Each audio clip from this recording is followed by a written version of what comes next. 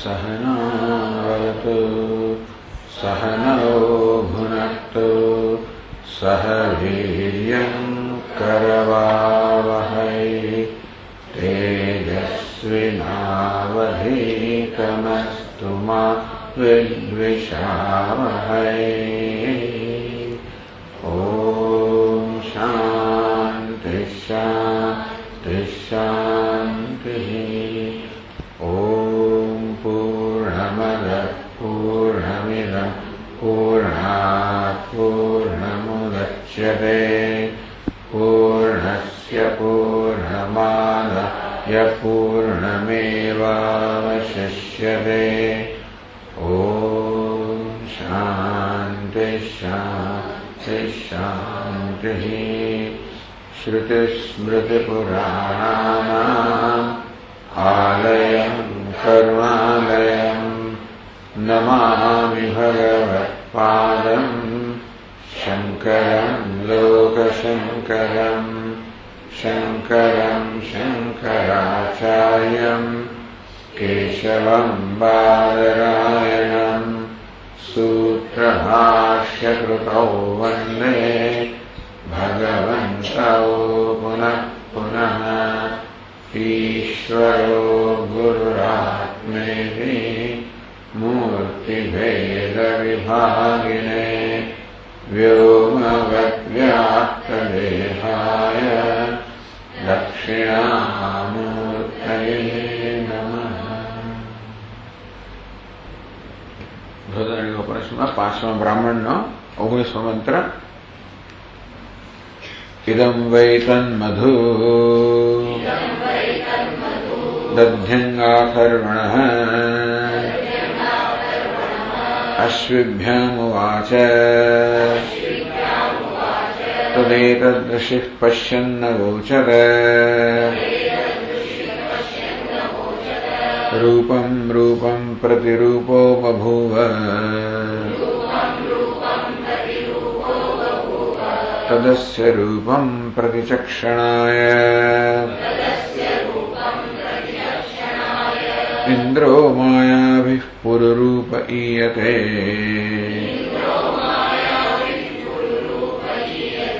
युक्ता ह्यस्य हिर्हरयः शतादश इति अयं वै हरयः अयं वै दश च सहस्राणि बहूनि च अनन्तानि च तदेतद्ब्रह्म अपूर्वम् अनपरम् अनन्तरम् अवाह्यम् अयमात्मा ब्रह्म सर्वानुभूः इत्यनुशासनम्। इदं वै तन्मधु दद्दिं आथर्वणः अश्विभ्यामुवाच। आ मधु विद्या ब्रह्म विद्याનો ઉપદેશ દદ્દિં આથર્વણ ઋષિએ અશ્વિની કુમારને આપ્યો। તદેતત પશ્યન ઋષિએ ઉવાચ। આ જેને જોયું હતું એ ઋષિએ આ પ્રમાણે કહ્યું। રૂપમ રૂપમ પ્રતિરૂપો બભૂવ।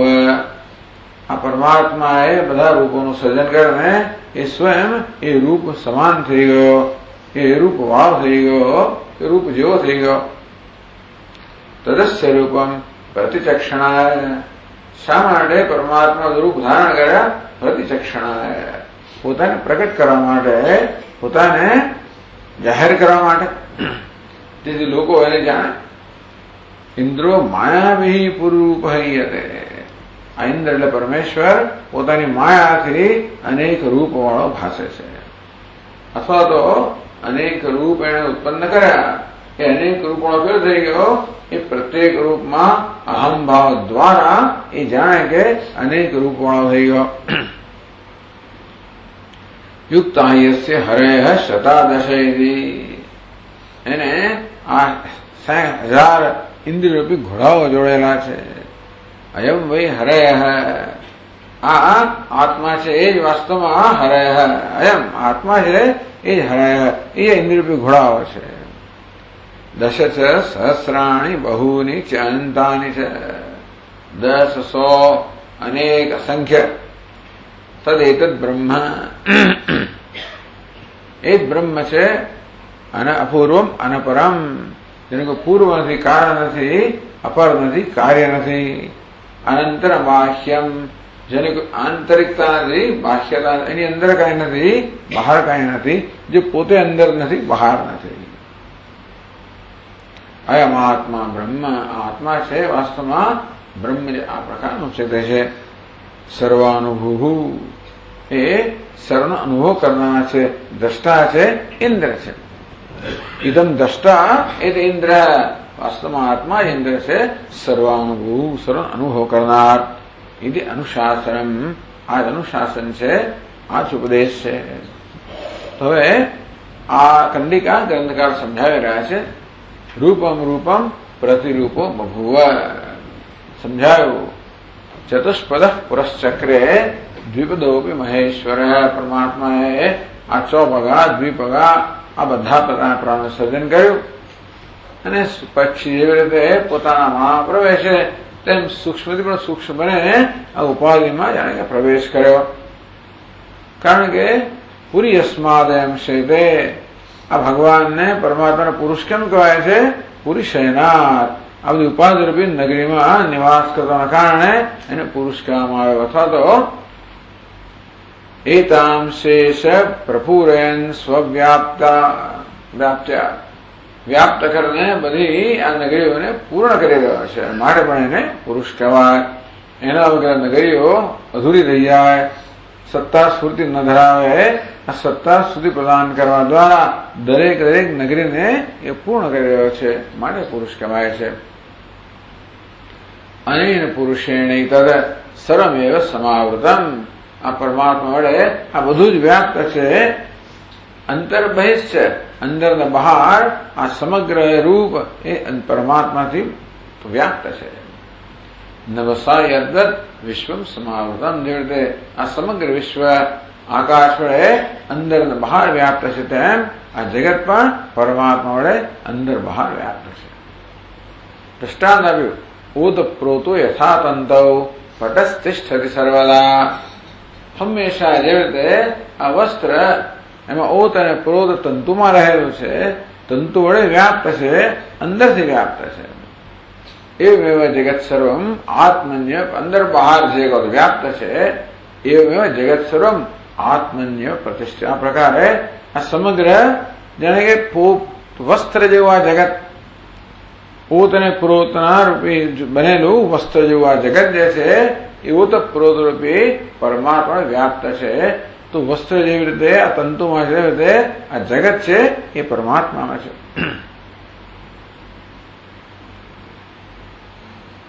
હવે એ તદસ્ય રૂપમ પ્રતિચક્ષણાય, પેલા રૂપમ રૂપમ પ્રતિરૂપો બભુવ, એ પ્રત્યેક રૂપ વાળો થઈ ગયો. એ દ્રષ્ટાંત સમજાવે છે. આ પઠનું દ્રષ્ટાંત આપ્યું એ અંતર બહિષ તત્સર્વમ વ્યાપ્ય નારાયણ સ્થિત, એનું દ્રષ્ટાંત આપ્યું. હવે રૂપમ રૂપમ પ્રતિરૂપો બભુવ, આ પ્રત્યેક રૂપ વાળો થઈ ગયો. સેવાયમ પુરાયોત્ર પ્રવેશમ અકરો ધ્રુદી, સૃષ્ટિના પ્રારંભમાં જે પરમાત્માએ બધાના હૃદયમાં પ્રવેશ કર્યો. યોર્મવાન્યસ્ય પયો યદ્વત ઘટેશ્વ્ય, હે વિષ્ણુ કુમારો, તમારા મારા અન્ય સર્વના હૃદયમાં સૃષ્ટિના પ્રારંભમાં પરમાત્માએ પ્રવેશ કર્યો. કઈ રીતે?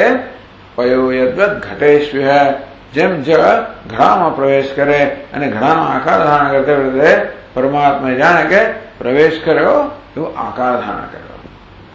કશું પ્રવેશ નથી ને કઈ ધારણ નથી કર્યું, પણ એવો અનુભવ છે સમજાવવા માટે.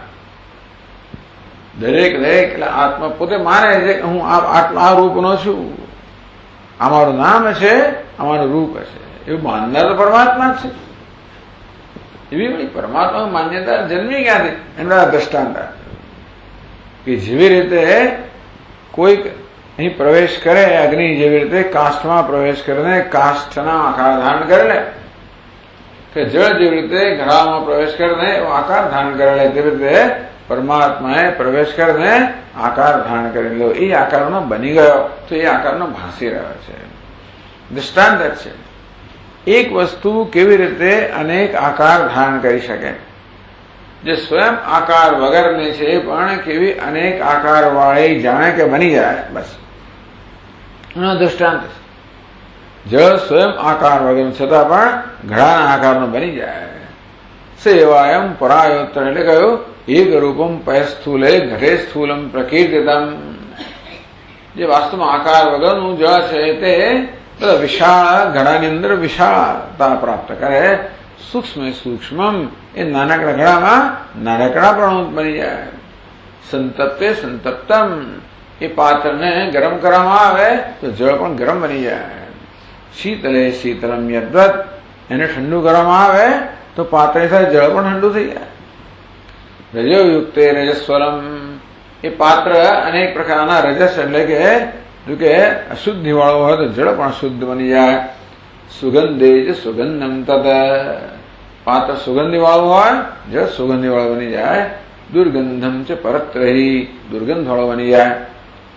વાયુયુક્તે જલમ તદ્વત નિશ્ચરમ વાયુ વર્જિતે એ પાત્ર જ્યાં વાયુ વહી રહ્યો કોઈ સ્થળે હોય તો એ અથવા તો પાત્ર જેવી રીતે વાયુની અંદર ઝોલા ખાતું હોય તો જળ પણ ઝોલા ખાય, અને પાત્ર સ્થિર હોય તો જળ પણ સ્થિર હોય. સૂર્યયુક્તે પ્રભાવૃત્ત તામસે તામસમ પુનઃ એ પાત્ર જો પ્રકાશયુક્ત હોય તો જળ પ્રકાશયુક્ત બની જાય. એ પાત્ર અંધકારયુક્ત હોય તો જળમાં અંધકારયુક્ત બની જાય. એ કેવું જળ પાત્રના બધા જ ગુણો જાણે કે ધારણ કરી લે છે. એ રૂપ વાળું બની જાય છે. બધા રૂપ કયા? તેજસ્વી એક રૂપ છે, અંધકારમાં બીજું રૂપ છે, વિશાળતા ત્રીજું રૂપ છે, સંકુચિતતા ચોથું રૂપ છે, સંતપ્તપણું પાંચમું રૂપ છે, શીતળપણું છઠ્ઠું રૂપ છે, વગેરે વગેરે. અશુદ્ધિ શુદ્ધિ અનેક બધા રૂપ હોય પાત્રના, પરંતુ પાત્રના રૂપને કારણે જળ પણ એ પ્રકારનું બની જાય છે. પાત્રના બધા ગુણધર્મો જાણે કે ધરાવનાર બની જાય છે. તો 150માં પાના પર હવે 787 શ્લોકમાં કહે છે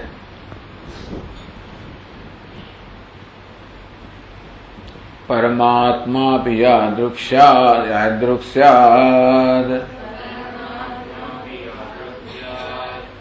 શરીરમ તાદૃશો ભવેત સ્થૂલ સૂક્ષ્મ જડો ધીમાન શ્રીમાન નિર્ધન એવ ચ ઉત્કૃષ્ટશ્ચ નિકૃષ્ટશ્ચ સુખી દુઃખી તથૈવ ચ ઇત્યાદીન બહુધા ધર્માન ઉપાધેરેવ મન્યતે આત્મા ह्येष વિમૂઢः સન્ન કામી વચ વધુ ગુણાન.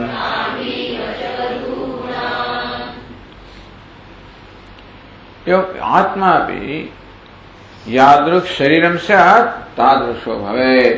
તેવી રીતે અહીંયા નગરી એટલે શરીર એટલે સ્થૂળ સૂક્ષ્મ શરીર, સ્થૂળ સૂક્ષ્મ કારણ શરીરની આ નગરી બનેલી છે. એ જેવું હોય તેવો આત્મા બની જાય.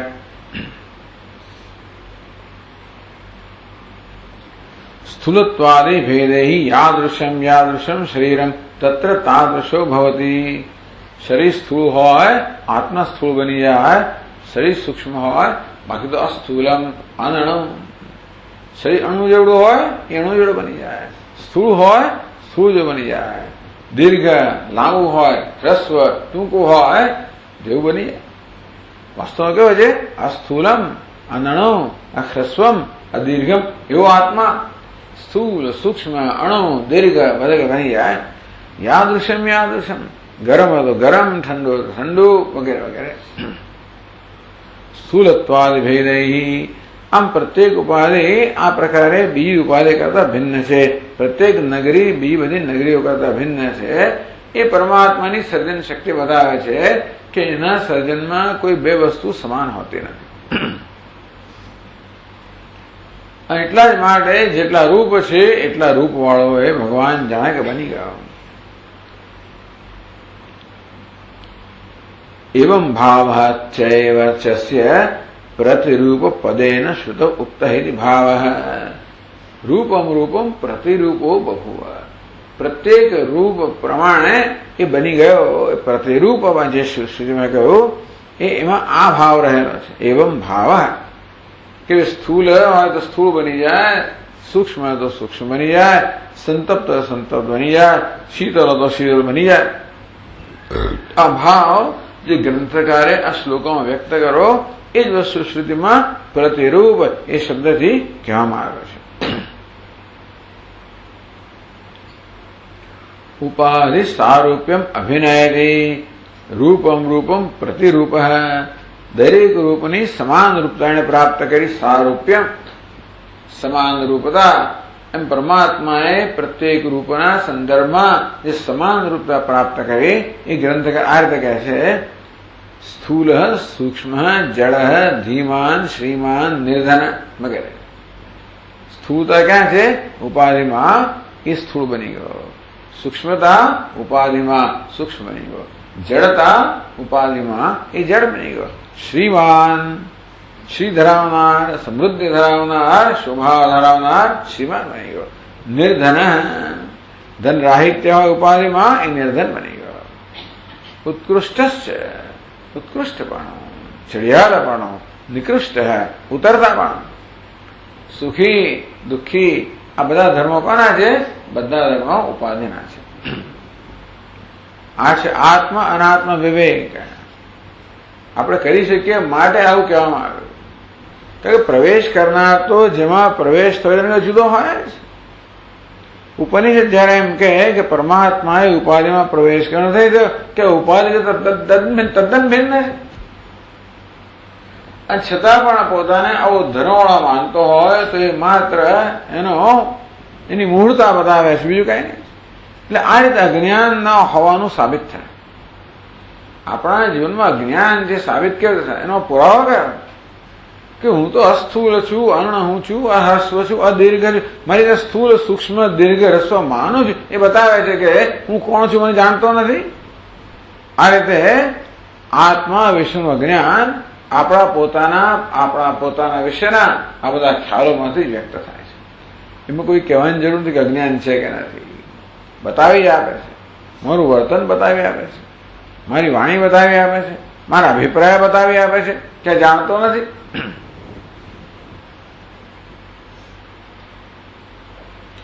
ઇત્યાદીન બહુધા ધર્માન ઉપાદેહેવ મન્યતે. ઇત્યાદીન ઉપાદેહે બહુધા ધર્માન બહુધા મન્યતે. આ પ્રકારે બધા ધર્મ ઉપાધિના છે.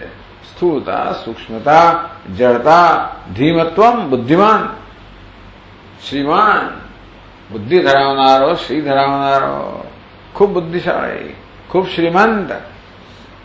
આ બધા ઇત્યાદીન ઉપાદેવ ધર્માન બહુધા મન્યતે. આમ ધર્માન સ્વધર્મતયા આત્મા મન્યતે. આત્મા હેશ વિમૂઢ સન. બડા વિમૂઢ છે. અહંકાર વિમૂઢાત્મા મિથ્યાચાર કરતા મન્યતે. વિમૂઢાત્મા વિવિધેન મૂઢ. આ મોહ એક પ્રકારનો હોત તો જુદી વાત છે. અનેક પ્રકારના મોહ છે.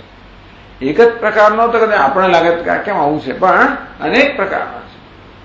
હમણાં સ્થૂળ કહું, પછી સંતપ્ત કહું, પછી શીતળ કહું, પછી સુખી કહું, એમ કરી કરીને ઉપાધિના અનેક બધા ધર્મ છે. એને ઉતારા મારવા આનું નામ છે મોહ, અવિવેક. જે વસ્તુ જ્યાં નથી ત્યાં તેને જોવી. જ્યાં સર્પ નથી એ રજ્જુમાં સર્પને જો દર્શન કરવાનું નામ મોહ. તેવી રીતે જ્યાં સ્થૂળતા નથી ત્યાં સ્થૂળતા જોવી. જ્યાં હવે સુખ દુઃખ નથી ત્યાં સુખ દુઃખ જોવા. નામ છે અવિવેક. જે વસ્તુ જ્યાં નથી ત્યાં તે હોય એવું માનવું. જોવું એટલે માનવું. આવું કઈ જોયું એટલે આંખેથી જોયું નથી, પણ બુદ્ધિમાં માન્યતા. અજ્ઞાન ચક્ષુ કહેવાય. જ્ઞાન ચક્ષુ, અજ્ઞાન ચક્ષુ.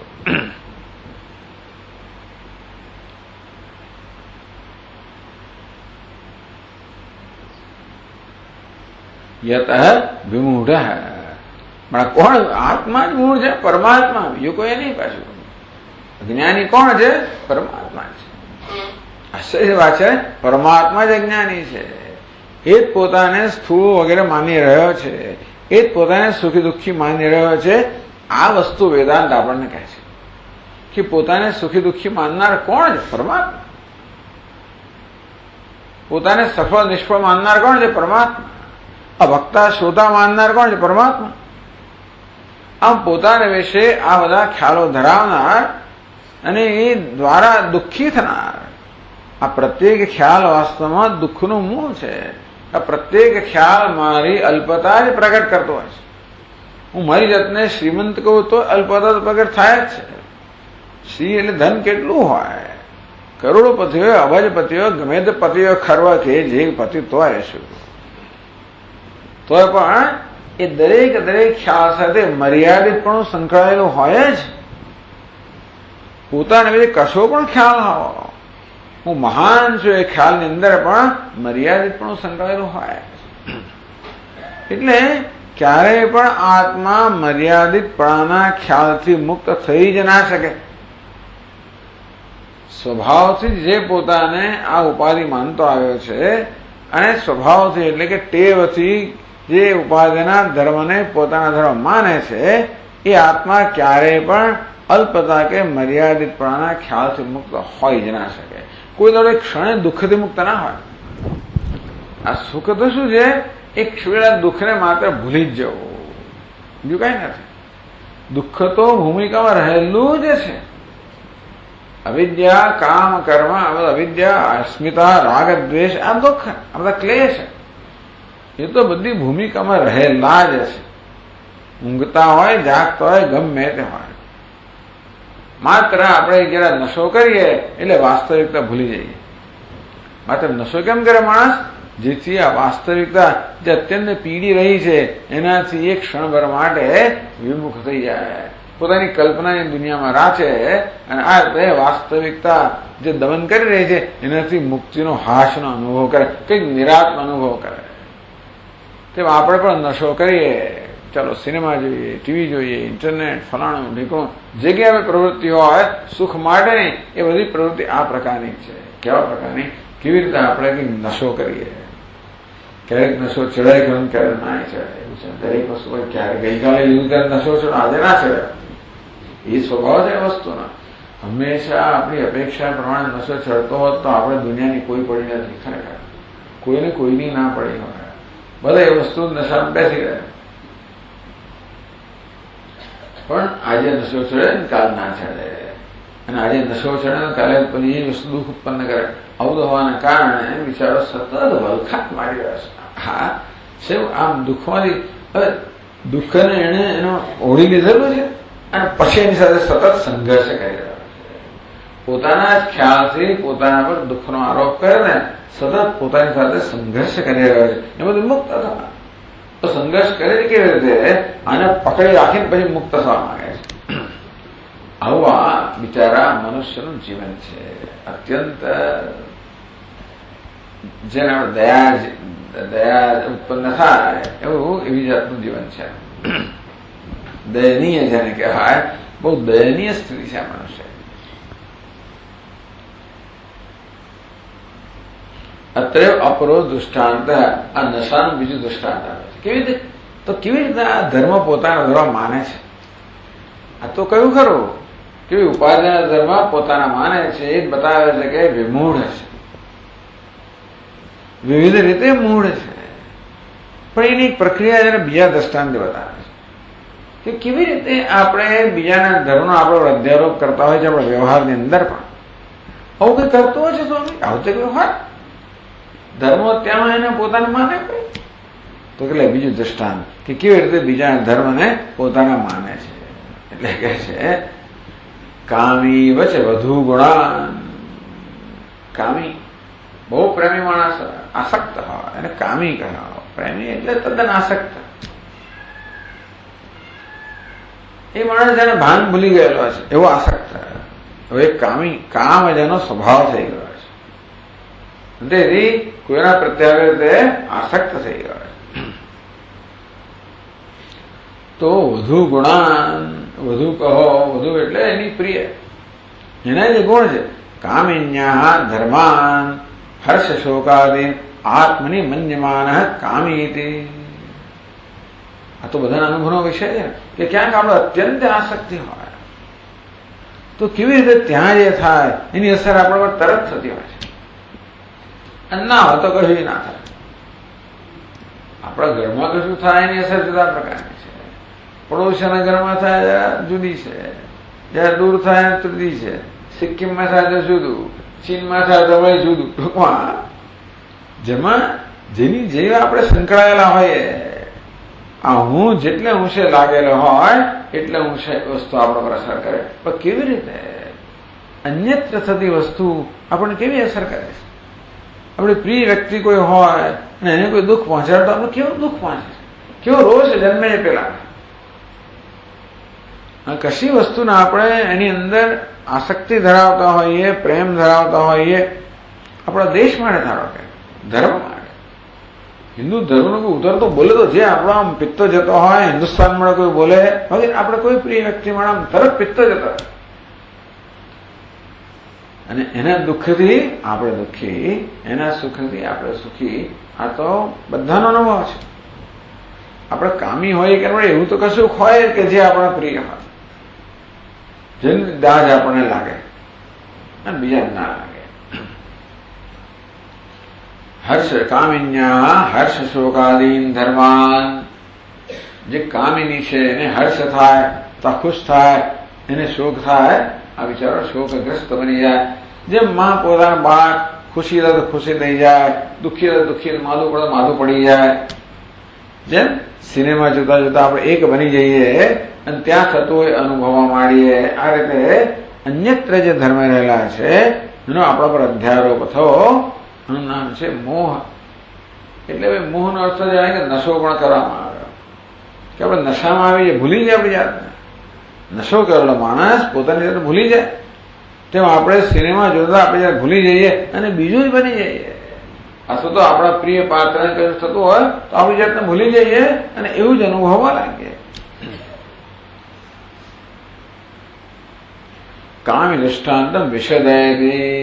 એ જ કામનું દૃષ્ટાંત છે એને વધારે સ્પષ્ટ કરે છે પછીના શ્લોકમાં. પ્રિયા ચિંતા સમાવિષ્ટા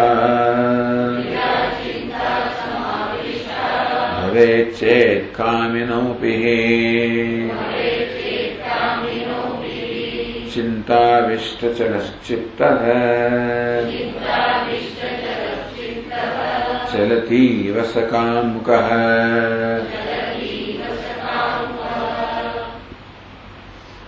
પ્રિયા ચિંતા સમાવિષ્ટા ભવેત. કામિન પ્રિયા ચેદિ ચિંતયા સમાવિષ્ટા વ્યાપ્તા ભવતિ. જે પ્રેમી છે એની જે પ્રેમ પાત્ર છે એ ચિંતા સમાવિષ્ટા, એ બિચારી ચિંતાતુર બની જાય. ધારો કે ચિંતામગ્ન બની જાય કોઈ પણ કારણસર. તદા સકામી ચિંતાવિષ્ટમ. તો એ કામી પણ એવો વિચારો ચિંતિત બની જાય. ચિંતન એટલે ચિત્ત ચંચળ બની જાય. ચિત્તમાં ચિંતાને કારણે ચંચળતા આવે. ચલત ચિત્તમ એટલે કયું? ચલત ચિત્ત. ચિંતાવિષ્ટ ચલત ચિત્ત એવો આખો એક શબ્દ છે. તો ચિંતાવિષ્ટમ ચલત ચિત્તમ યસ્ય એતાદૃશ સન્ન.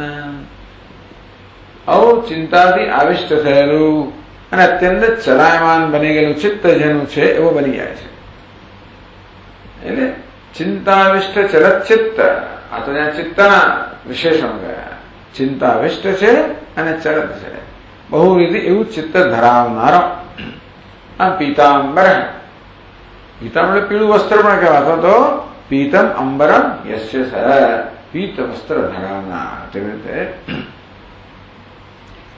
ચિંતાથી આવિષ્ટ થયેલું અને એથી ચલાયમાન થઈ ગયેલું, વિચલિત થઈ ગયેલું ચિત્ત છે એવું ધરાવનાર આપણો બની જાય છે.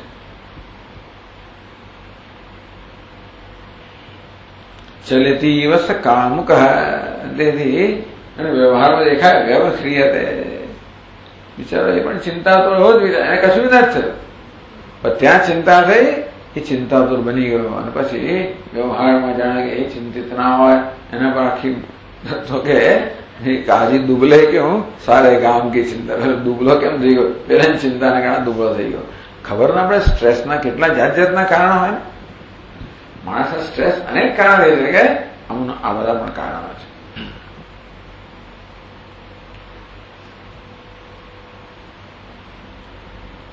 આ દ્રષ્ટાંત આપે તો કેવી રીતે અન્યત્ર બની રહ્યું છે એના પોતાના પર અધ્યારોપ કરવો અને આ રીતે એ પ્રકારનો અનુભવ કરવો, એ પ્રકારે પોતાને માનવો, એવું બની જવું. જ્યાં કોઈ પ્રકારની ચિંતા નથી ત્યાં માણસ ચિંતાતુર બની ગયો. કેવી રીતે ધર્મ ચિંતારૂપી ધર્મ જે અન્યત્ર છે એનું કેવી રીતે પોતાના પર આરોપ કરીને એ ચિંતાતુર બની ગયો. આત્મા પણ આવું જ કંઈક આત્માને થઈ રહ્યું છે. હવે એવું છે ને કે આમાં દ્રષ્ટાંત મહત્વને શું થઈ રહ્યું છે સમજાવવા માટે દ્રષ્ટાંત આપે.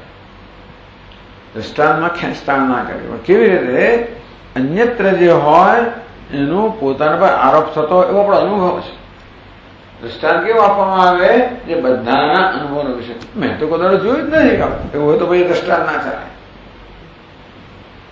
દ્રષ્ટાંત કેવું હોવું જોઈએ જે બધાના અનુભવનો, જે શ્રોતાના અનુભવ તો ખરો બધાના હોય કે છતાંય પણ જેની વચ્ચે ચર્ચા ચાલી રહી છે એમના બંનેનો સામાન્ય અનુભવ હોય તો જ એને દ્રષ્ટાંત તરીકે ના ગણાય. હું તમને એકદમ જ કંઈક ન્યોક્ષરનું વર્ણન કરવા માંડું ને પછી તો તમે બાઘાભાઈને સાંભળીને કશું કહે સ્વામી. વર્ણન ક્યારે થાય જયારે આપણે બંને એક વસ્તુ ત્યારે પછી યાદ કરીએ. તેને સાંભળે રે પછી બે મિત્ર મળે શ્રી કૃષ્ણ સુદામા, ત્યારે પછી બાળપણાની રીત એની રીતો બધી સાંભળે, કેવી રીતે આપણે ગયા અને ગુરુજીએ કેવા આપણને મોકલ્યા વગેરે વગેરે. તેમ દ્રષ્ટાંત પણ બધાના અનુભવ તો જ પછી સમજાય. એટલે ઘણી વાર દ્રષ્ટાંત વિશે પણ પ્રશ્નો થતા હોય, દ્રષ્ટાંતને પહેલા આપણે સ્પષ્ટ કરવું પડે. દ્રષ્ટાંત માટે ચર્ચા થાય. આપણે કહેવામાં આવે કે ભાઈ સ્વપ્ન મિથ્યા છે એવું કહી દીધું. સમૃતત્વેને હેતુના, આટલા સંકોચિત સ્થાનની અંદર આ બધા પદાર્થો દેખાય નહીં, તો કોણે કહ્યું સંકોચિત સ્થાનમાં દેખાય છે? ખરેખર બહાર જઈને જોઈએ. એટલે એ દ્રષ્ટાંત માટે પણ લોકો સંમત ના થાય તો પહેલા દ્રષ્ટાંતમાં સંમતિ પ્રાપ્ત કરવી પડે અને પછી દ્રષ્ટાંતનો ઉપયોગ થાય. એ ક્યારેક દ્રષ્ટાંતમાં જ ચર્ચાઓ ચાલતી હોય છે, પણ એ તો બધાને દ્રષ્ટાંત આ બહુ ચર્ચા માંગી લેવું દ્રષ્ટાંત નથી. બધાનો અનુભવ હોય કે બધાનું નિરીક્ષણ તો હોય, આટલું બધા જાણતા હોય. આ અન્યત્ર રહેલા ધર્મોનો પોતાના પર કેવી રીતે આરોપ થાય છે અને પોતે એ જ વસ્તુ અનુભવવા માંડે છે. સિમ્પથેટિક રિસ્પોન્સ આમ જ્યાં થતું હોય એ પ્રકારનું મને થવા માંડે. આ દ્રષ્ટાંત આવે દાર્ષ્ટાંત કે યોજયતી. હવે દાર્ષ્ટાંત આત્મા છે એમાં આ દ્રષ્ટાંતની યોજના કરે કે આત્માને પણ આવું જ કંઈક થયું છે, આવું થઈને આવું જ કંઈક થઈ રહ્યું છે એમ કરો. દ્રષ્ટાંત જાણે કે દ્રષ્ટાંત અર્થ એવો થાય. તો 790 શ્લોકમાં કહે છે એવં બુદ્ધિ શરીરાદે ધર્મી ધર્મ વિવર્જિત અનાદિમાયયા મૂઢ આત્મા સ્વાત્મનિ મન્યતે.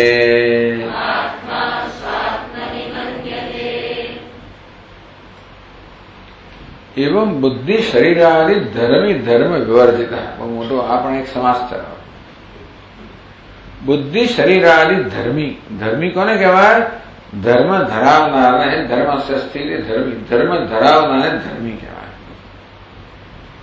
તો સ્થૂળતા શરીરનો ધર્મ છે.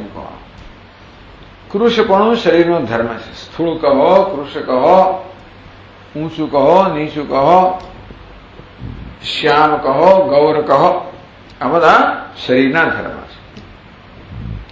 આવું ધર્મ ધરાવનાર શરીરનો કહેવાય ધર્મી કહેવાય. ધર્મ ધરાવનારને ધર્મી, ગુણ ધરાવનારને ગુણી. આ ફૂલનો રંગ લાલ છે, એ ફૂલ કેવું છે? ગુણી. લાલ રંગરૂપી ગુણ ધરાવનાર ગુણી, કે લાલ ધર્મ ધરાવનાર ધર્મી. દરેક ધર્મના આશ્રયને ધર્મી કહેવાય, ગુણના આશ્રયને ગુણી કહેવાય. તેમ આ બુદ્ધિ શરીરાદિ, બુદ્ધિ કહો, ઇન્દ્રિયો કહો, દેહ કહો, ઉપાધિ, જે બુદ્ધિ મન ઇન્દ્રિય વગેરે બનેલી છે એ ઉપાધિ ધર્મી, અનેક પ્રકારના ધર્મ ધરાવનાર. તો આગળ જે ધર્મો બધા કયા એ સુખી, દુઃખી, ઉત્કૃષ્ટ, નિકૃષ્ટ, સૂક્ષ્મ, સ્થૂલ, સૂક્ષ્મતા, સ્થૂળતા, ઉતરતાપણું, ચડિયાતાપણું, નિર્ધનપણું, ધનવાનપણું વગેરે આકાર ધર્મો કોણ ધરાવે? ઉપાધિ ધરાવે છે. એવં બુદ્ધિ શરીરાદિ ધર્મી, બુદ્ધિ શરીર વગેરે ધર્મી છે, ધર્મ ધરાવનાર છે. એના ધર્મો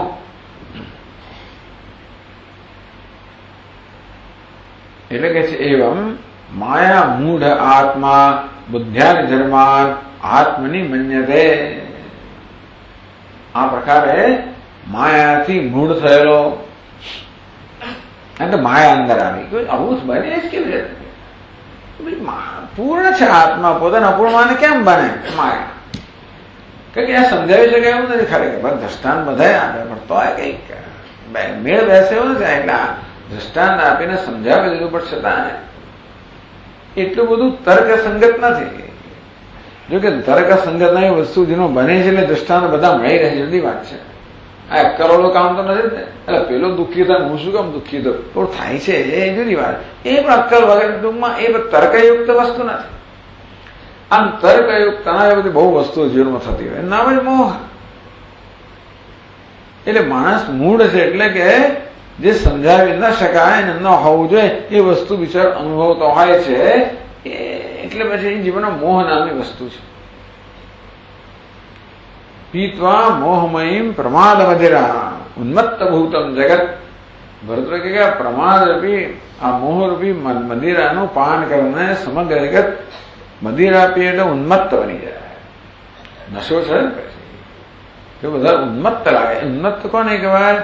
જે આ દુનિયામાં નથી, પોતાની દુનિયામાં. તેમ આ દુનિયામાં માણસ નથી, પોતાની દુનિયામાં છે. જુએ તો પણ જોતો નથી,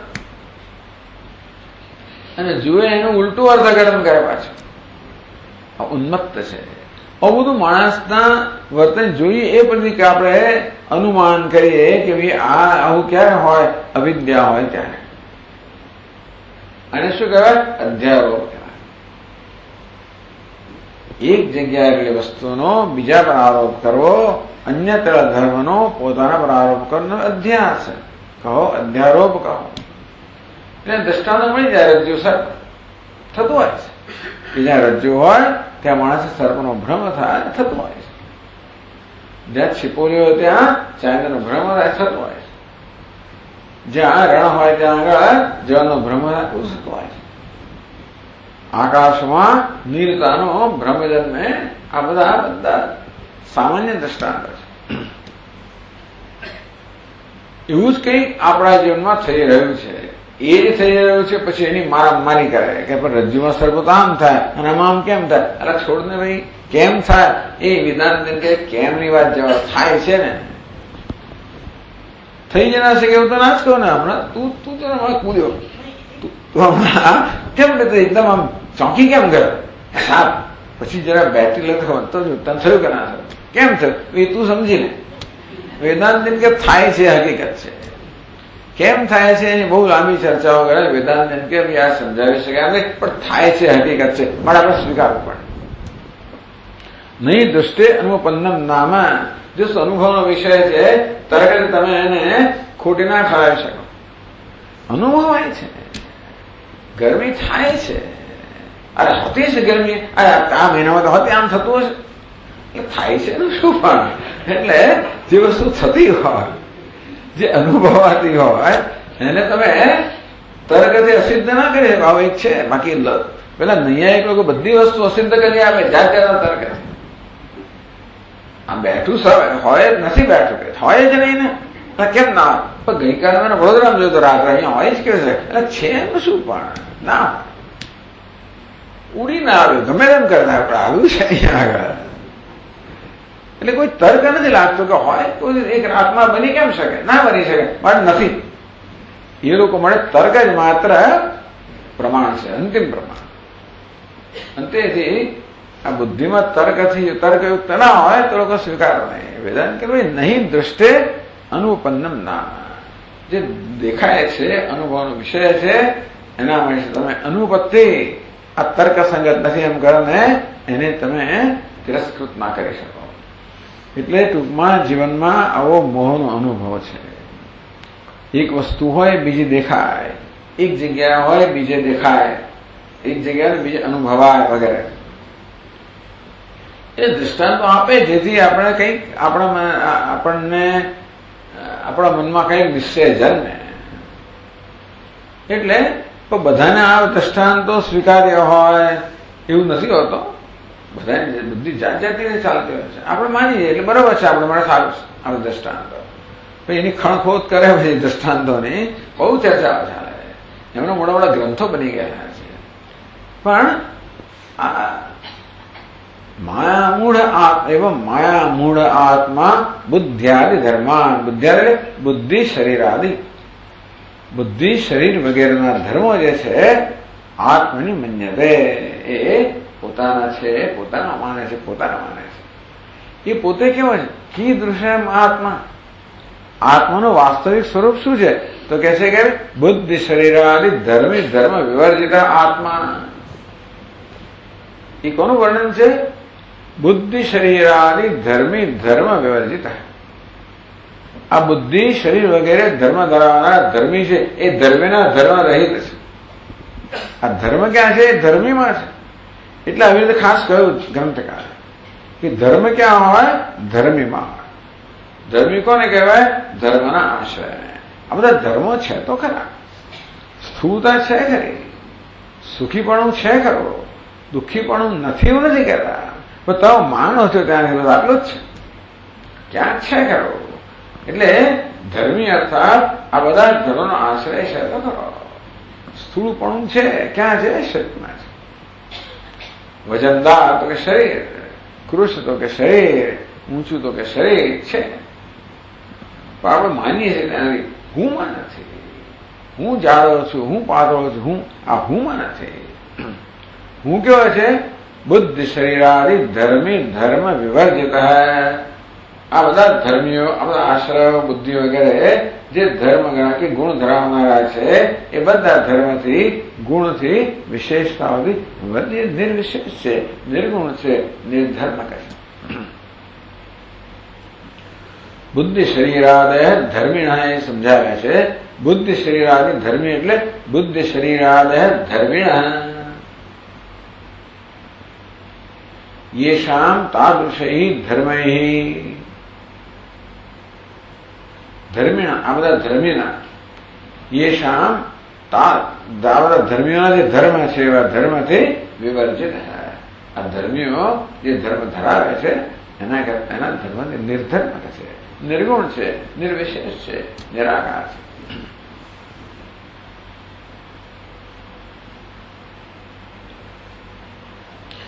આને શું કહ્યું? આ ધર્મો જેના છે એને ધર્મી કહેવાય. બુદ્ધિ શરીરાદય ધર્મિણ યેષા. આ બુદ્ધિ શરીર વગેરે જેના આશ્રય છે એવા ધર્મ, એવા ધર્મ વગેરે. આ બધા ધર્મનો આશ્રય કોણ છે? બુદ્ધિ શરીર વગેરે. આ સ્થૂળતા સુખીપણું વગેરે શું છે? ધર્મ. એ ધર્મ કેવા છે? બુદ્ધિ શરીર વગેરે જેના આશ્રય છે એવા ધર્મથી રહિત છે. ટૂંકમાં બધા ધર્મથી રહિત એવો આત્મા પોતાને અંદર ધર્મવાળો માને છે. માટે કેવો છે? અત્યારે યત વિમૂઢ, કારણ કે વિમૂઢ છે. હવે તે જીવનમાં એટલે રૂપમ રૂપમ પ્રતિરૂપો બભુવ. એ પ્રત્યેક રૂપ પ્રમાણેના રૂપવાળો બની ગયો. કેવી રીતે? આ પ્રકારે જેમ પેલો કામી જે છે કામિનીના રૂપવાળો બની ગયો, એ કામિનીના ધર્મનો પોતાના પર અધ્યારોપ કરવા દ્વારા એના રૂપવાળો બની ગયો. એટલે કે એ દુઃખી જતા દુઃખી બની ગયો, એ સુખી સુખી બની ગયો, એના રૂપવાળો બની ગયો. આમ કેવી રીતે એક વ્યક્તિ બીજાના રૂપવાળો બની જાય? આમ તો આપણે જળનું દ્રષ્ટાંત તો આપ્યું, પણ એ દ્રષ્ટાંત એક દ્રષ્ટાંત, એની મર્યાદા છે. જળ તો ખરેખર એ બધા પ્રકારના રૂપ ધારણ કરેલા છે. એટલે એ દ્રષ્ટાંત આપ્યું કે ભાઈ એક વસ્તુ કેવી રીતે જે પોતે રૂપ વગરની છે એ અનેક રૂપ કેમ ધારણ કરી શકે એમાં દ્રષ્ટાંત આપ્યું. એક જાણે કે રૂપ વગરની અનેક રૂપ ધારણ કરે. તો એ દરેક દ્રષ્ટાંતની મર્યાદા હોય. તેવી રીતે આત્મા જળ તો ખરેખર રૂપવાળું બની જાય છે, તો આત્મા શું બની જતા ને એ પાછું બીજાને દ્રષ્ટાંત બીજું આપે કે કામી જેવી રીતે કામિનીના ધર્મવાળો જાણે કે બની જાય છે. આસક્તિ કહો, અહીંયા જ્ઞાન કહો. આસક્તિને કારણે કામી જેવી રીતે કામિનીના ધર્મવાળો બની જાય છે. એ રૂપ કયું? સુખ એક રૂપ છે, આ સુખી બની ગયો. દુઃખ એક રૂપ છે, દુઃખી બની ગયો. ચિંતા એક રૂપ છે, આ ચિંતાતુર બની ગયો. એ દ્રષ્ટાંત બદલ્યું કે જળ જેવી રીતે રૂપવાળું બની જાય એવું નહીં, પણ કામી ખરેખર તો દુઃખી નથી છતાં પણ જાણે દુઃખી હોય એવું કેવું અનુભવી રહ્યો છે. તેવી રીતે આત્મા ખરેખર રૂપવાળો બન્યો નથી, પરંતુ એ રૂપવાળો હોય એવો અનુભવ કરી રહ્યો છે. એટલે ભાઈ તમે સ્ફટિકનું દ્રષ્ટાંત આપો, આ ગ્રંથકારે પોતાના જીવનના દ્રષ્ટાંત આપે છે. સ્ફટિક તો જળ વસ્તુ છે ને. સ્ફટિક કે અધ્યારોપ કરતો આપણે અધ્યારોપ કરીએ, પણ પોતાના પર અધ્યારોપ થાય. બ્રહ્મસૂત્રમાં આ પ્રકારની ચર્ચા તેમાં દ્રષ્ટાંતો આપ્યા. ત્યાં આગળ છિપોલીને દ્રષ્ટાંત આપ્યું. એ તો બરાબર છે. આપણે સર્વ વેદાંત સિદ્ધાંત સાર સંગ્રહમાં પણ જોયું કે શિષ્ય પ્રશ્ન કરે કે મહારાજ જે દ્રષ્ટાંત આપો છો એ તો એક વસ્તુનો બીજા પર આરોપ થાય. એ રજ્જુ પણ આપણા જ્ઞાનનો વિષય છે, સર્વણ જ્ઞાનનો વિષય છે. એક દૃશ્ય છે એનો બીજા દૃશ્ય પર અધ્યારોપ થાય. એ પ્રકાર દ્રષ્ટાંત આપે. પછી તો આ દ્રષ્ટાંત પર અધ્યારોપ આવું તો કેમ હતું હશે? જે ધર્મ વગરનું જે ધર્મ એટલે જેનો આકાર આકાર ક્યાંય ત્યાં આગળ શંકરાચાર્ય મહારાજ આ આકાશ પર નીલતાનો આરોપ થાય એવું દ્રષ્ટાંત. આ તો વધારે સારું દ્રષ્ટાંત છે.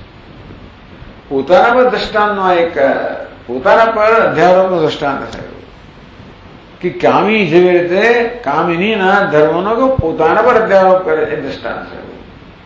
આવું બીજે તમને નહીં જોવા મળે. ટૂંકમાં આ પ્રશ્ન અધ્યાસ ભાષ્યમાં થયો કે તમે દ્રષ્ટાંત આપો તો એક વસ્તુના બીજી વસ્તુ પર દ્રષ્ટાંત અધ્યારોપ બંને દૃશ્ય છે એવું થાય, પણ દ્રશ્યનો દ્રષ્ટા વગર અધ્યારોપ થાય. એનો અહીં ઉત્તર આપ્યો કેવી રીતે આ કામિનીના જે બધા ધર્મો છે એનો પોતાના પર અધ્યારોપ કરે તેમ આત્મા પણ ઉપાધિના ધર્મનો પોતાના પર અધ્યારોપ કરીને પોતે ધર્મવાળો હોય એ પ્રકારનો ભ્રમ ધરાવીને એ રીતે બિચારો પીડાઈ રહ્યો છે.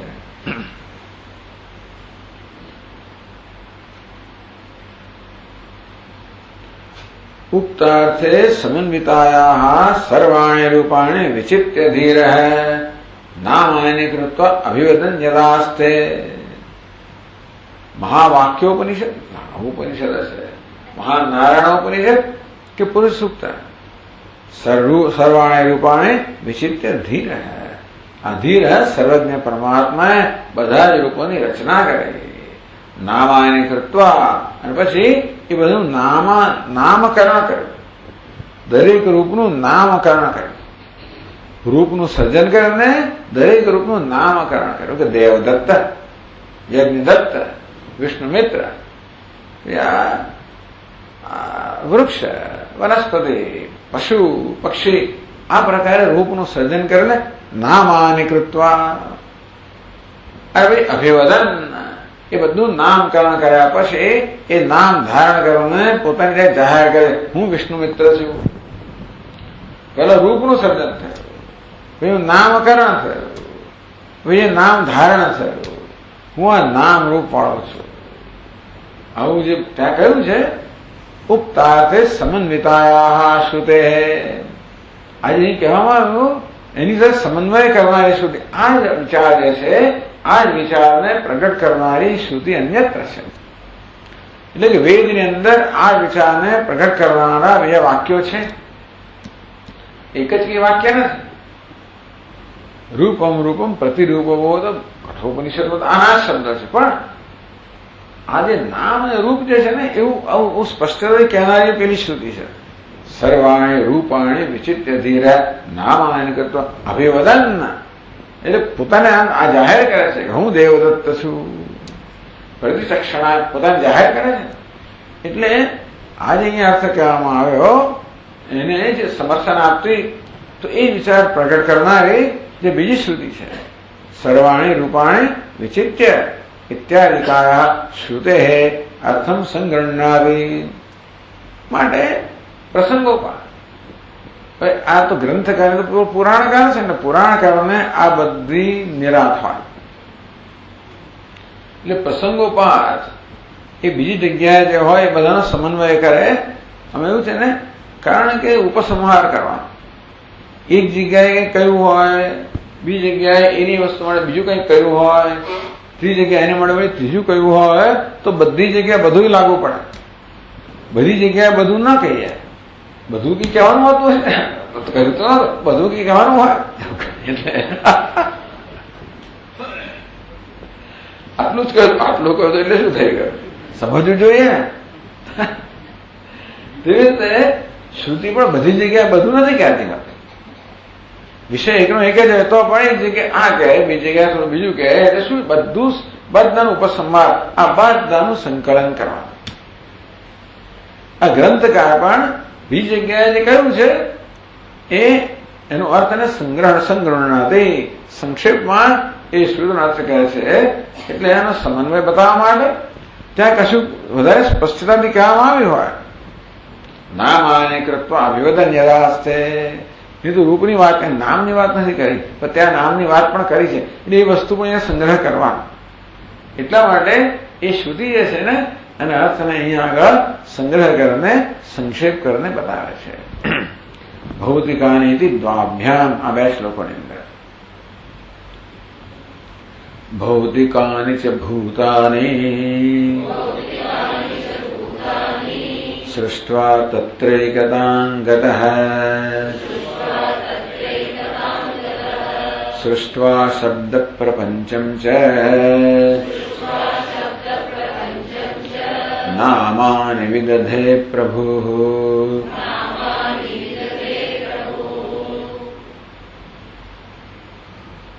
ભૌતિકાની સ ભૂતાની, ભૂતાની ભૌતિકાની સૃષ્ટ્વા. ભૂત અને ભૌતિક. ભૂત એટલે પંચમહાભૂત, ભૌતિક એટલે પંચમહાભૂતના સંયોગથી સર્જાયેલું ભૌતિક. ભૂતમાંથી સર્જાયેલું ભૌતિક. ભૌતિકાની શરીરાનિધિની તત્કારણાની ભૂતાની છે. ભૂત એટલે પંચમહાભૂત. એમ શું બન્યું? આ દેહ, ઇન્દ્રિય, મન, બુદ્ધિ બધા ભૌતિક છે, પંચમહાભૂતમાંથી બનેલા છે. આ સ્થૂળ શરીર તો સ્પષ્ટ છે કે પંચમહાભૂત છે, પરંતુ સૂક્ષ્મ શરીર પણ પંચમહાભૂતની ઉપર છે. પંચમહાભૂતની સૂક્ષ્મ અવસ્થામાંથી સૂક્ષ્મ શરીરની રચના છે. માટે સ્થૂળ શરીરમાં ભૌતિક છે, સૂક્ષ્મ શરીર પણ ભૌતિક છે.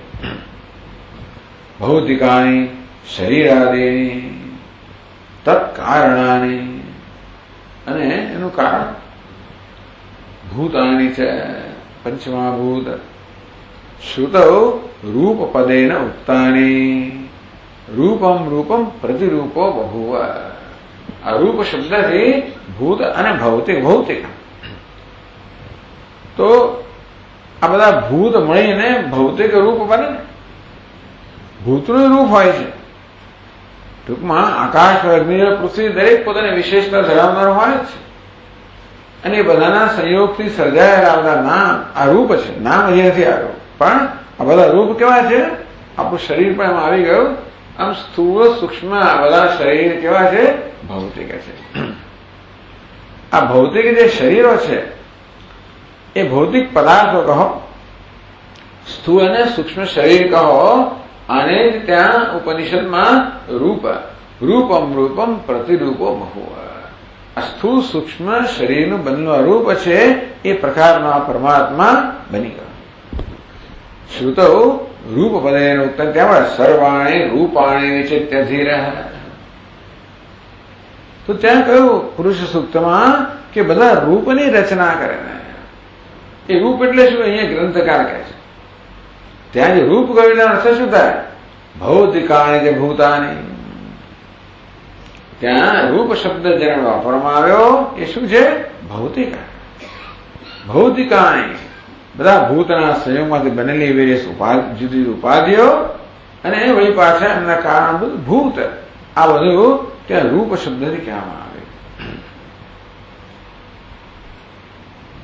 તો ભૌતિકાની ભૂતાની સૃષ્ટવા આવી રીતે ભૌતિક અને ભૂત બેનું સર્જન કરીને સૃષ્ટવા સંચિતાની કૃત્વા. તો આ પ્રકારે બધુંનો સંચય કરવો, ચયન કરવું, આ ભૂત અને સંયોગ કરવો અને આ પ્રકારે આ બધા રૂપનું સર્જન કરવું. તત્ર એકતામ ગતઃ. પછી શું કરે એમણે? તત્ર સૃષ્ટેષુ એકતામ ગતઃ તાદાત્મ્યાભિમાનમ ગતઃ. આ બધા રૂપ ઉભા કર્યા. ભૌતિક ભૂત અને ભૌતિક કહો, રૂપ કહો નું સર્જન કરીને પરમાત્મા પ્રતિરૂપ બની ગયો. એટલે કે એ આમાંથી લીધું પાછું. સર્વાણી રૂપાણી વિચિત્ય કહ્યું. અહીં શું કહ્યું? રૂપમ રૂપમ પ્રતિરૂપમ બહુવા. એટલે રૂપ સર્જન કર્યા જે ભૂત ભૌતિક છે અને પ્રતિરૂપ હોય એટલે શું? તત્ર સૃષ્ટેષુ એકતામ તાદાત્મ્યાન ગતઃ. જેનું સર્જન થયું છે બધા રૂપમાં એકતા તાદાત્મ્ય અભિમાન. એ તદાત્મ્ય એટલે શું? આ પેલાનો આત્મા બની જાય, પેલાનો આત્મા બની જાય. જેવી રીતે પેલા તપ્તા પિંડની અંદર જે લોખંડ છે એ અગ્નિનો આત્મા બની જાય, અગ્નિ લોખંડનો આત્મા બની જાય. એટલે કે શું છે કે અગ્નિ લોખંડનું રૂપ ધારણ કરે ને, લોખંડ અગ્નિનું રૂપ ધારણ કરે એને તાદાત્મ્ય કહેવાય. તેવી રીતે આણે પણ અભ્યાસ કરીને રૂપનો આત્મા એટલે શું? રૂપ બની ગયો. રૂપના બધા ધર્મો ધારણ કરી લીધા. તાદાત્મ્ય અભિમાનમ ગતઃ સન્ન શબ્દ પ્રપંચમ સૃષ્ટવા. આ બધા નામાની કૃત્વા. સર્વાણી રૂપાણી વિચિત્ય ધીર નામાની કૃત્વા એટલે શબ્દ પ્રપંચમ સૃષ્ટવા. માત્ર રૂપના પ્રપંચની સૃષ્ટિ કરી પણ શબ્દના પ્રપંચની સૃષ્ટિ કરી. રૂપનો પ્રપંચ અને નામનો પ્રપંચ. એક રૂપ છે અને દરેક રૂપને નામ છે. એ નામ શું છે? શબ્દનો જ વિકાર છે. એટલે કહે છે ભાઈ શબ્દ પ્રપંચમ છે સૃષ્ટવા. આ રૂપનો પ્રપંચનું સર્જન કરીને એને શબ્દના પ્રપંચનું સર્જન કર્યું. સૃષ્ટવા એટલે પ્રકટીકૃત્ય. આ નવું કઈ સર્જાયેલું નથી, જે છે એ પ્રગટ થયું. ટૂંકમાં દરેક રૂપ ખરેખર નામ સંકળાયેલું હોય એ રૂપ સાથે નામ પ્રગટ થયું. ઘડો, વસ્ત્ર, ટેબલ, ખુરશી, વૃક્ષ, વનસ્પતિ જે કઈ નામાની વિદધે પ્રભુ. પછી પ્રભુએ આ દરેક રૂપને એક એક નામ આપી દીધું. નામાની વિદધે કૃતવાન નામાની કૃત્વા. આમ પછી આ શબ્દનો પ્રપંચ, શબ્દમાંથી નામ. આ દરેક નામ છે, ઘડો, વસ્ત્ર, શબ્દો બધા છે એ મૂળ શબ્દમાંથી બનેલા છે, ધ્વનિમાંથી બનેલા છે. ધ્વનિમાંથી વર્ણ, વર્ણમાંથી પછી અક્ષર, અક્ષરમાંથી પછી શબ્દ એટલે નામ. આ પ્રકારે આ બધા નામ છે એ શબ્દ છે ને શબ્દનો વિકાર છે. એટલે કહે છે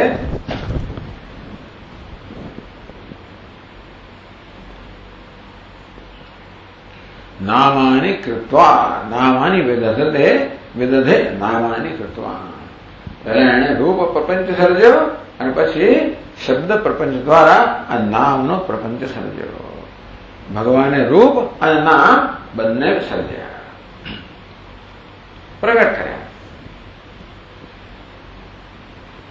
પછી શું કર્યું? અભિવદન યદાસ્તે. તો પછીના શ્લોકમાં કહે છે वाचा वचः प्रेरकया धिया चैक्यं समाप्य सः विद्यते त्वमहं तद्वत् अन्योप्येष महेश्वरः। દરેક શ્લોક કેટલો અર્થવાળો છે. આવા હજારો શ્લોકો રચવા, એકાદ બે 10, 25, 50 શ્લોકની વાત પણ તો આવી જાતનો ગંભીર જેમાં અર્થ રહેલો છે એ પ્રકારના શ્લોકો એક પછી કેટલા બધા રચે છે ગ્રંથકાર. એનું મગજ એમનું ક્યાં ચાલતું હશે? મયી એવ મનાધત્સ્વ મયી બુદ્ધિમ નિવેશ. તારું મન અને બુદ્ધિ, આ બુદ્ધિ મન મયી બુદ્ધિમ નિવેશ, એની બુદ્ધિ ત્યાં જ લાગેલી છે. આ જ બધામાં એવું ક્યારે થાય? પ્રેમ હોય તો જ થાય. એટલે માણસ ચિંતન કરતો હોય પણ એનું આ એક જ વસ્તુનું ચિંતન કરી રહ્યો છે, નથી એમાં એનો પ્રેમ હોવો જોઈએ. નહીં તો પછી મન આનું ચિંતન કરતા મન ક્યાં ભાગી જાય? જ્યાં પ્રેમ હોય ત્યાં ભાગી જાય. પણ મન અહીંયા રહે ક્યારે? અહીંયા રસ હોય ત્યારે, પ્રેમ હોય ત્યારે. હવે ભક્તો કહેવાય એટલે એ વ્યાખ્યા પ્રમાણે ખાલી પેલું આપણી જાણે એવું કીર્તન કરતા હોય ને ભજન ના કરતા હોય પણ મારી એવ મનાદસ્વ મયી બુદ્ધિ, આનું નામ ભક્તિ. મન બુદ્ધિ બંને પરમાત્માને સમર્પિત થયા હોય એનું નામ ભક્તિ, શ્રેષ્ઠ ભક્તિ. નિવસિષ્યસી મયી એવ, તું મારો નિવાસ કરશે કે સંશય નથી. તું બુદ્ધિનો બનેલો છે, બુદ્ધિને મારામાં બનાવી છે, તું મારામાં બની ગયો. વાચા વચઃ પ્રેરકયા ધિયા ચ ઐક્યમ સમાપ્ય. વાચા એટલે વાચા સહ ઐક્યમ સમાપ્ય, વચઃ પ્રેરકયા ધિયા સહ ચ ઐક્યમ સમાપ્ય. એટલે સમ્યક આપ્ય, સમાપ્ય, સમ્યક આપ્ય એવો અર્થ કરવાનો. ઇતિ યોજ્યમ. વાચા સહ ઐક્યમ સમ્યક આપ્ય. આ વાણીના શબ્દ પ્રપંચનું સર્જન કર્યું, પછી વાણી સાથે ઐક્ય સિદ્ધ કર્યું. વચઃ પ્રેરકયા, અને આ વચનની પ્રેરક જે બુદ્ધિ છે, આ વચઃ પ્રેરકયા બુદ્ધિનું વિશેષણ થયું. ધિયા સહ ઐક્યમ, બુદ્ધિ સાથે પણ ઐક્યને ધારણ કર્યું. કેવી બુદ્ધિ કેવી છે? વચઃ પ્રેરકયા, આ વાણીની પ્રેરણા કરનારી બુદ્ધિ છે, એની સાથે પણ ઐક્ય સંપાદિત કર્યું. વાચાયતી ઇન્દ્રિયાંતરાણ ઉપલક્ષણમ. વાણી કહો, બધી કર્મેન્દ્રિયો જ્ઞાનેન્દ્રિયો બધાની કેવી છે? પ્રતિનિધિ છે. વાણી શબ્દનો પ્રયોગ થયો પણ વાણી કને એ બધું પ્રતિનિધિત્વ કરે છે. કોનું? બધી જ ઇન્દ્રિયો. એટલે ઉપલક્ષણ, ઉપલક્ષણ કહો, પ્રતિનિધિત્વ કહો તો કે બધી જ ઇન્દ્રિયો સાથે. તથા વચઃ પ્રેરકયા વાગાદિ ઇન્દ્રિયૈ તથા વચસા વાગેન્દ્રિયાદિ પ્રેરકયા બુદ્ધ્યા ચ. આ પ્રકારે વાચા એટલે વાગાદિ ઇન્દ્રિયૈ, વાણી વગેરે બધી ઇન્દ્રિયો સાથે. તથા વચસા પ્રેરકયા, વચસા પછી વાગેન્દ્રિયાદિ પ્રેરકયા, વચઃ પ્રેરકયા. તો વચ વાગ ઇન્દ્રિયાદિ પ્રેરકયા, વાણી વગેરે ઇન્દ્રિયો છે એનું પ્રેરણા કરનારી બુદ્ધિ. એટલે ઇન્દ્રિયો અને એમાં પ્રેરણા કરનારી બુદ્ધિ સહ ઐક્યમ પ્રાપ્ય. તો આ બધા સાથે ઉપાધિ સાથે ઐક્ય પ્રાપ્ત કરને. તો રૂપ આ નામનું સર્જન કર્યું, પછી એટલું નહીં, પાછું એકતા પ્રાપ્ત કરે. અભિવદન રાસ્તે વદનાદિ વ્યવહારમ કુર્વન, હું દેવદત્ત છું. આટલું પહેલા દેવદત્તા રૂપનું સર્જન કર્યું, પછી દેવદત્તા નામનું સર્જન થયું, અને પછી એમાં ઐક્ય સિદ્ધ થયું. હું દેવદત્તા, દેવદત્ત એક વસ્તુ છે અને નામ બીજી વસ્તુ. હું દેવદત્ત જુદી વસ્તુ છે. ઐક્યમ પ્રાપ્ય. આવું આવું છે ને આપણે કહીએ એટલે લોકો આપણે મશ્કરી આમ તો કંઈક કરતું હશે, પણ કર્યું હોય કે ના આની અસર આવે છે. અત્યારે જે ચાલી રહ્યું છે ને એને સમજાવવાની આ રીત છે. ઐક્ય વગેરે શું છે? બધી પ્રક્રિયાઓ છે. પણ અત્યારે આપણે જે વ્યવહાર કરી રહ્યા, શબ્દ પ્રયોગ કરી રહ્યા છે કે હું દેવદત્ત છું, કોણ એવું કહી રહ્યું છે? અયમ આત્મા બ્રહ્મ સર્વાનુભૂ, જે સર્વનો દ્રષ્ટા છે, જે બ્રહ્મ છે. ધર્મી ધર્મ વિવર્જિત, બધા ધર્મથી રહિત નિરુપાધિક છે, નિર્ધર્મ છે, એ કહી રહ્યા છે. એવું કેવું બને? જે કોઈ પ્રકારના ધર્મ વગરનો છે એમ જયારે કહે કે હું આવો છું, એ કેમ બની શકે? તો કે આવી રીતે એટલે કથા કહેવામાં આપણને ભગવાને જાણે કે સૃષ્ટિના પરામાં પેલા રૂપનું સર્જન કર્યું. એ રૂપ છે ને મને ભૌતિક હશે, એ ક્યારે ભૂતનું સર્જન થાય છે. પછી શું કર્યું? પછી એણે શબ્દ પ્રપંચની રચના કરી, બધા ગુણની રચના કરી, અને એ શબ્દ પ્રપંચ જે છે એમાં નામની રચના કરે. દરેક દરેક રૂપને એક એક નામ એ સંયોગ કર્યો, નામ આપવામાં આવે. પછી શું કર્યું? પછી એમાં તાદાત્મ્ય સાધ્યું, અને પછી કહે હું દેવદત્ત છું.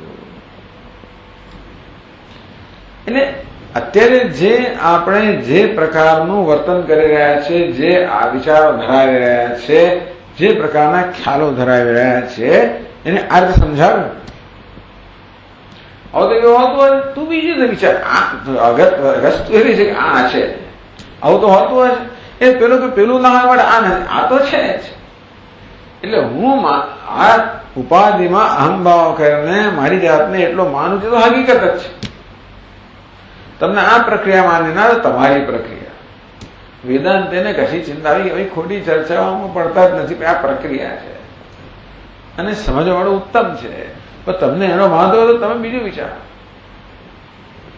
પણ ટૂંકમાં જે કોઈ રીતે તમે આ સમજી શકતા હો, એટલે કથા એટલે જ ને, એના જ કથા. આ બધી કથાઓ છે. આ ભગવાનની કથાનું શ્રવણ ચાલી રહ્યું છે.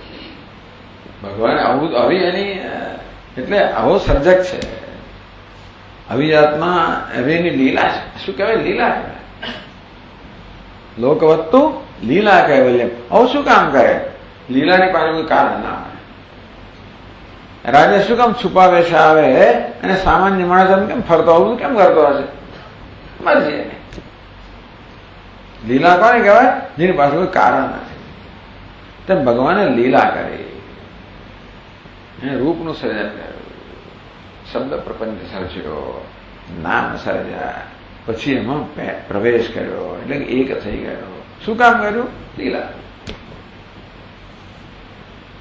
અર્થાત એનું કોઈ કારણ નથી. એ બહુ પ્રેક્ટિકલ લોકો છે વેદાંત લોકો. એ બધી કારણની શોધ કરવાના બદલે હવે જે કરવાનું છે તું કર. ઐક્ય પ્રાપ્ત સિદ્ધ કર્યું છે, હવે તો એમાંથી મુક્ત થા. આ બંધનનો પ્રકાર સમજાવે કે બંધન શું છે. ઉપાધિમાં ઐક્ય એ બંધન છે.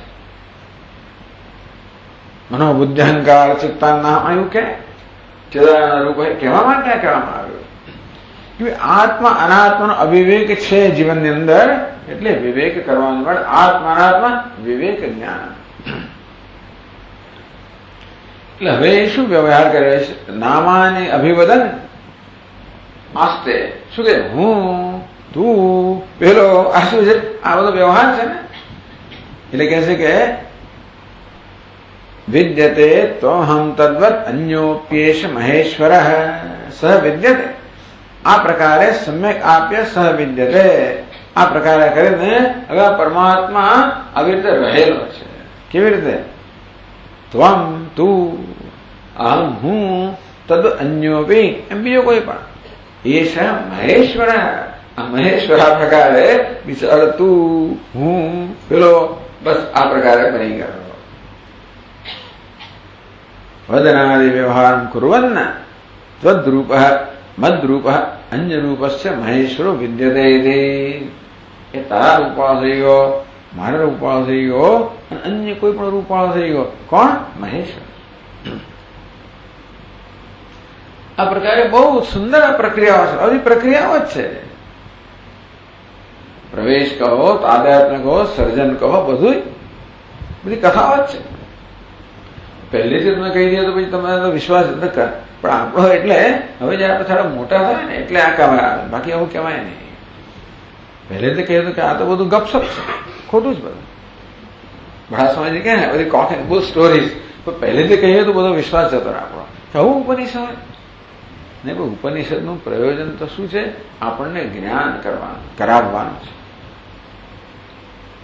બસ એક જ પ્રયોજન છે, કેવી રીતે આ જિજ્ઞાસુને જ્ઞાન થાય, એને પહોંચે કેવી રીતે કે તું બ્રહ્મ છે, કે શું સત્ય છે, શું મિથ્યા છે, શું મહત્વનું છે, શું મહત્વનું નથી, આ બધું પહોંચાડવું કેવી રીતે, એને માટે આ બધી કથાઓ કહેવામાં આવી. એને કથાઓ કહો, પ્રક્રિયાઓ કહો, મોડેલ કહો. ત્યાર પછી આચાર્ય પોતપોતાના ઘણું ઉમેર, પણ દરેક આચાર્ય આવી રીતે આખી આ સંપ્રદાયને સમૃદ્ધ બનાવતા જાય. એટલે ગુરુ પરંપરામાં આ જ મહત્વ છે કે પરંપરા સમૃદ્ધ બનતી જાય પ્રત્યેક ગુરુ દ્વારા. આ પ્રકારના 2 શ્લોકોની અંદર એ પુરુષ સૂક્ત કે મહાનારાયણ કે મહાવાક્યોપનિષદનો આ વાક્ય સમજાયો. સર્વાણી રૂપાણી વિચિત્ય ધીર નામાની કૃત્વા અભિવદન યત આસ્તે.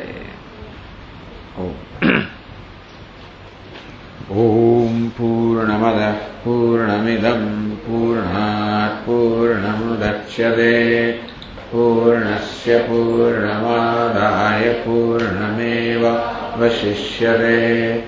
ઓમ શાંતિ શાંતિ શાંતિ. શંકરં શંકરાચાર્યં કેશવં બાદરાયણં સૂત્રભાષ્યકૃતૌ વંદે ભગવन्तौ પુનઃ પુનઃ. ઈશ્વરો ગુરુરાત્મેતિ મૂર્તિભેદવિભાગિને વ્યોમવદ્વ્યાપ્તદેહાય દક્ષિણામૂર્તયે નમઃ. ઓમ શાંતિ શાંતિ શાંતિ. હરિ ઓમ. શ્રી ગુરુભ્યો નમઃ. હરિ ઓમ.